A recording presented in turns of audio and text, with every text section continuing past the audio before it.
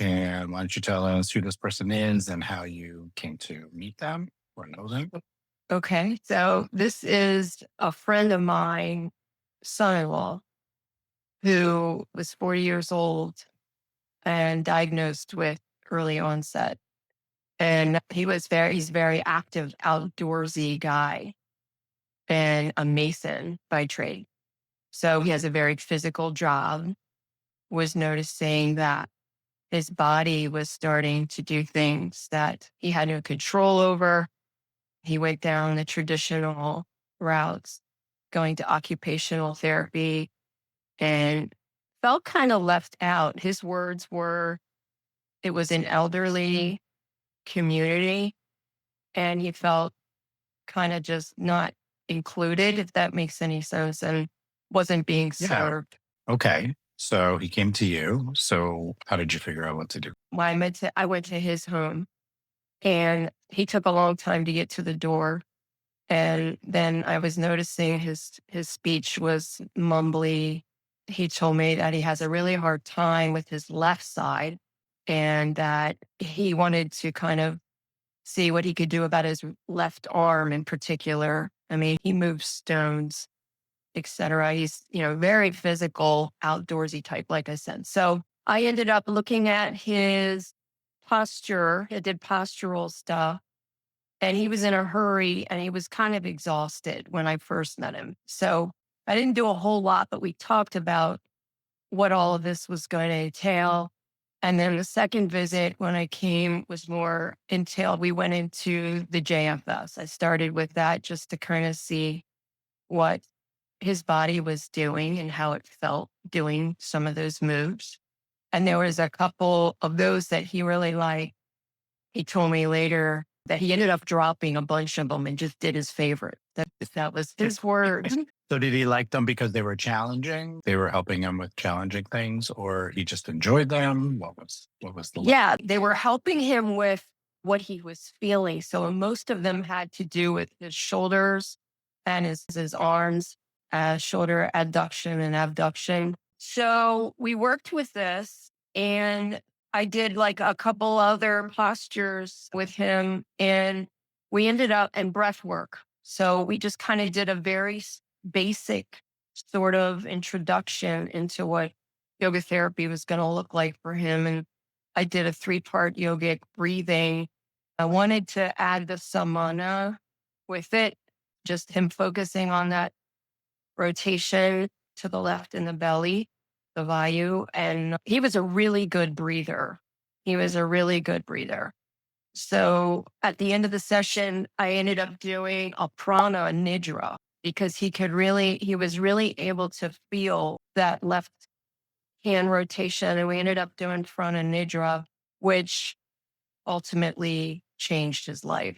So those were his Ooh. words. It was like bang.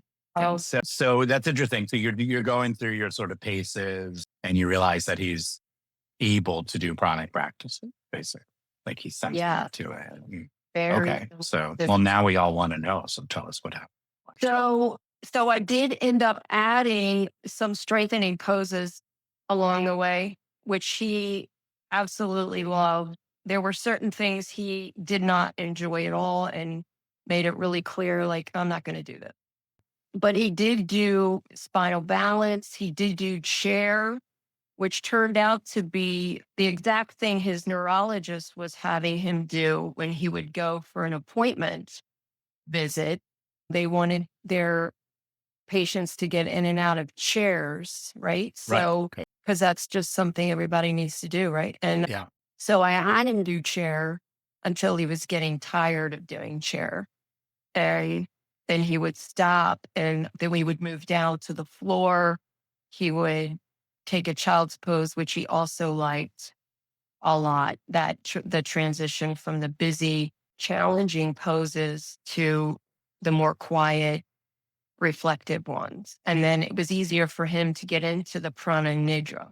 So here's what happened. So, wait, before you tell us this, can I ask you a question? So were you Yeah. thinking, so you're talking to him, are you working on basically his physical challenges, or did he express mental health stuff like stress and anxiety because he had Parkinson's? I mean, I would imagine I would feel. I got that Yeah. So diagnosis. it's, yes. Yes. So he was not very accepting of the diagnosis, and there was some control. I could see like little control issues going on. He was not happy that his body was doing this. He was fighting back about it mentally, was obviously looking for alternative therapy. And then obviously we found each other. But yeah, so I really just, and his request was to help him with the physical stuff, but it turned out to be helping him with everything. It like helped him mentally, it helped him energetically, it helped him in so many different ways, which was the surprise for both. Yeah. So tell us what happened. So I gave him a recording of the Prana Nidra, and he was able to do it. He wanted to do it every day. And I said, that's great. So he started on that routine. And then one night he tried it at night, and it kept him up all night. So it was Hmm. super stimulating. So when he told me that, I gave him the 5 kosha nidra, and he said that helped him relax.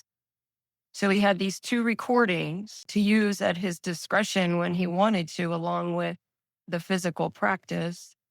And he would use the Prana Nidra every morning. He went through a phase where he dropped it over the weeks that we were together. He got busy, or he didn't feel like it. I kind of felt like this might have been a control issue maybe with him going on.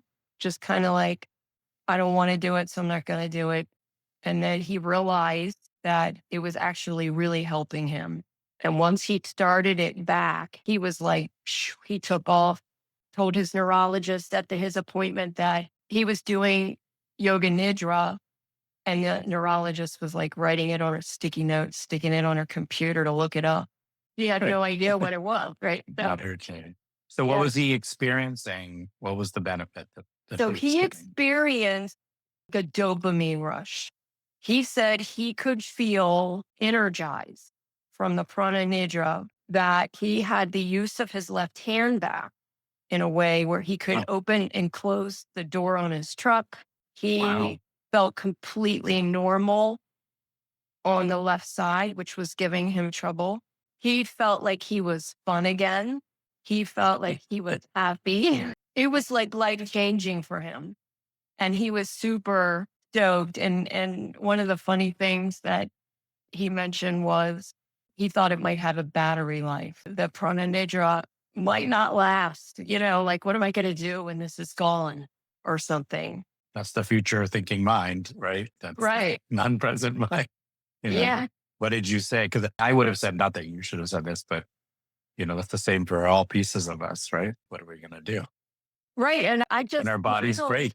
I was just like, well, if anything pops up, feel free to connect with me again. If something's not working, right? And maybe I Yeah, can yeah. address it. And I also invited him to my yoga nidras that I was teaching. So he would like Oh, to do in-person nidras. Those are longer. I told him, they would be longer. They're about an hour. But that he had these 2 for now, and that he was really happy. And I think he surprised his neurologist, which was fun, with his benefits, all the things that he was experiencing. the mental benefit sounds massive. And then, I mean, the clear thing with his hand, that's Yeah. really interesting. Plays into like our working theory that you never know what kosha, right, is most affected. Or in this case, for instance, you work with the pranic body and things change Right. dramatically in this case. So Yeah. that's really cool and interesting. I- How long did you work with him? About 6 times we were together. He So, he was he was on the train right away to feeling all of this prana, this surge. It was instantaneous. And then he was like, oh my gosh, I feel so much better. I'm going to start my day this way every day. I've had the same experience in my life because I've been really Yeah. sick. And then I got that Yoga Nidra. I was like, oh, this is like, I had a disease state going on, but at the same time, I'm like, wow, I feel way better mentally. That's This thing great. really works. So I know that Yeah. feeling where you're almost, I was very surprised. right away how quickly he saw it and he just ran with it. And then, I wanted to give him the visit. Like I felt like, wait a minute, hang on. I want to give you your physical practice. But like, let me give you these, like spinal balance and that helped him with his coordination and his balance a lot and focus. Like he was just loved it. Now he's 40 years old and all of his friends, he said, were teasing him about doing yoga. This is a big man.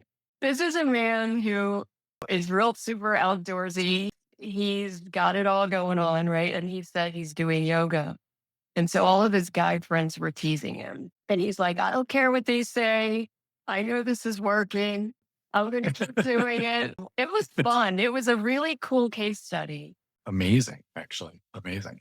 You saw him 6 times. Last thing, you saw him 6 times over what period of time did you work with him? Let me think. I think it was the beginning ish of April or the end of March towards, what was it? Maybe the first, second week of May. So every 2 weeks we would get together. For just a couple of months. So in a couple of months, Yeah. he's got a big result for himself mentally. He can move his hand again. He's got some asana things to keep his muscles functioning, right? Yeah. And to get him to keep using that left side as much as possible. A really interesting case study, and I'm happy for you. I mean, it's